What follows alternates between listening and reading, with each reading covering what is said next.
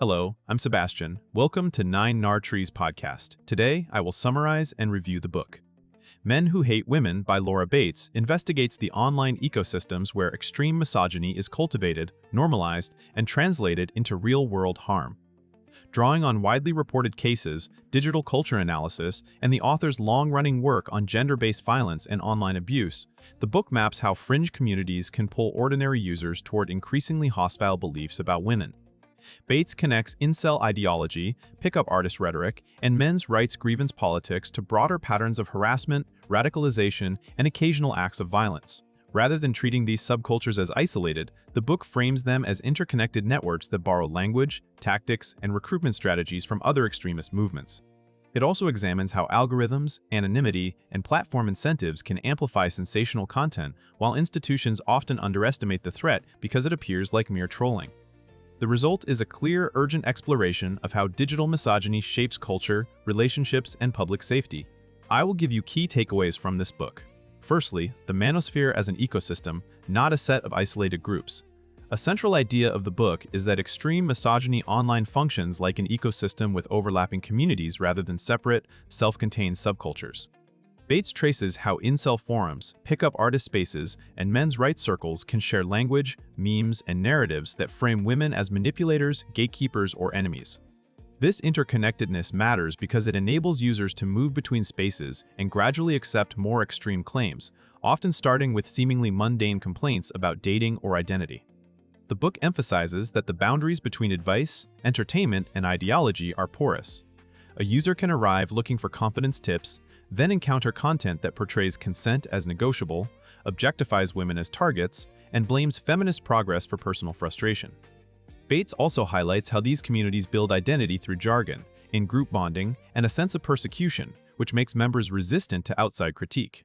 By presenting the manosphere as a networked pipeline, the book encourages readers to focus on patterns of recruitment and escalation, not just the most sensational outliers. Secondly, incel ideology and the logic of grievance and entitlement. The book explores incel ideology as a worldview built on grievance, fatalism, and entitlement, where personal disappointment is reframed as evidence of systemic injustice against men.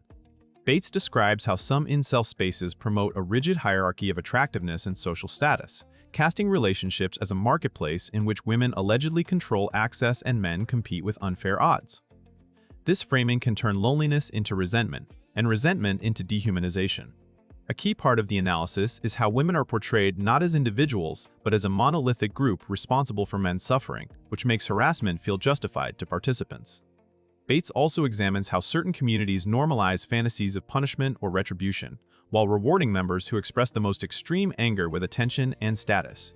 The book links these narratives to real-world risks, targeted stalking, coordinated abuse campaigns, and in some documented cases, mass violence inspired by misogynistic grievances. By laying out the internal logic of incel discourse, the book helps readers recognize how quickly vulnerability can be exploited and weaponized. Thirdly, pickup artist culture and the normalization of coercion. Bates places pickup artist culture under scrutiny as a commercially driven arena that often sells certainty and dominance to men who feel insecure.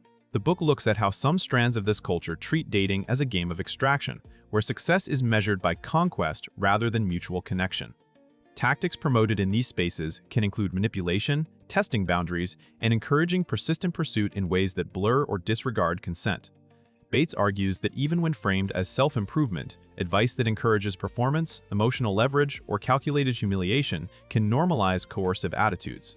The book also shows how monetization can push creators toward more extreme claims, because outrage and promises of secret techniques generate clicks, followers, and paid programs. Another focus is the effect on young audiences who may lack relationship experience and interpret these scripts as standard behavior. By connecting pickup artist rhetoric to broader misogynistic narratives, Bates suggests that the danger is not only individual bad actors, but also a cultural product that trains people to view women as obstacles to be overcome. Fourthly, platforms, algorithms, and the mechanics of radicalization. A major theme is that online misogyny is amplified by the architecture of digital platforms. Bates discusses how recommendation systems can steer users toward increasingly provocative material because it retains attention and drives engagement. Anonymity, private groups, and rapid meme circulation allow harmful ideas to spread while minimizing accountability. The book highlights how irony, coded language, and in jokes can make extremist content appear playful, helping it evade moderation and making critics seem humorless or overreactive. Bates also explores how harassment is organized. Dogpiling, doxing threats, and coordinated reporting can silence women and discourage public participation. The analysis extends to institutional blind spots, where misogyny is treated as a cultural issue rather than a security concern, even when it intersects with other extremist ideologies. By focusing on the mechanics, not only the beliefs, the book offers a framework for understanding why deplatforming debates, moderation policies, and digital literacy matter. It argues that countering misogynistic extremism requires attention to incentives, design choices, and enforcement, not just individual attitudes. Lastly, cultural spillover.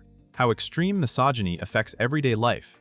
Bates connects the most overtly extreme communities to broader cultural consequences, arguing that ideas incubated on the fringes can seep into mainstream discourse. The book examines how narratives about women lying, manipulating, or deserving punishment can influence how people interpret harassment, abuse allegations, and workplace dynamics. When these ideas circulate widely, they can raise the social cost of speaking out and normalize suspicion toward women's credibility.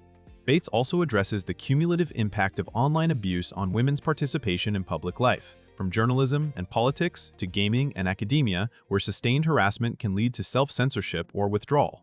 Another aspect is how young people form beliefs about relationships and gender through social media, making early exposure to misogynistic content particularly influential. The book suggests that extreme misogyny is not only a women's issue, but a social cohesion and public safety issue, affecting families, schools, and communities. By showing the pathways from online rhetoric to offline harm, Bates encourages readers to treat the problem as systemic and address it through education, policy, and cultural change.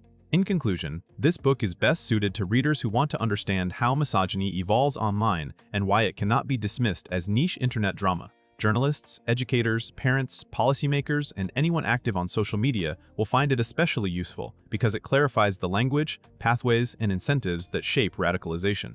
It can benefit a reader's life by sharpening digital literacy and risk awareness. You learn to spot recruitment patterns, recognize how harassment campaigns operate, and better support people targeted by abuse. It also helps readers talk about the subject with more precision, separating ordinary frustration from ideologies that promote entitlement, dehumanization, and violence. Compared with similar books that focus only on incels or only on platform harms, Bates links multiple communities into one coherent map and emphasizes the real-world consequences for safety, equality, and public participation. The book's value is its connective approach. It shows how cultural narratives, monetized influencers, and algorithmic amplification reinforce each other. For buyers seeking a clear overview that ties online subcultures to broader social impact, it is a worthwhile, actionable addition to a modern understanding of extremism. If you would like to support Laura Bates, you can buy the book through the Amazon link I've provided in the podcast description. After reading the book, please let me know what you think and share your thoughts. See you around.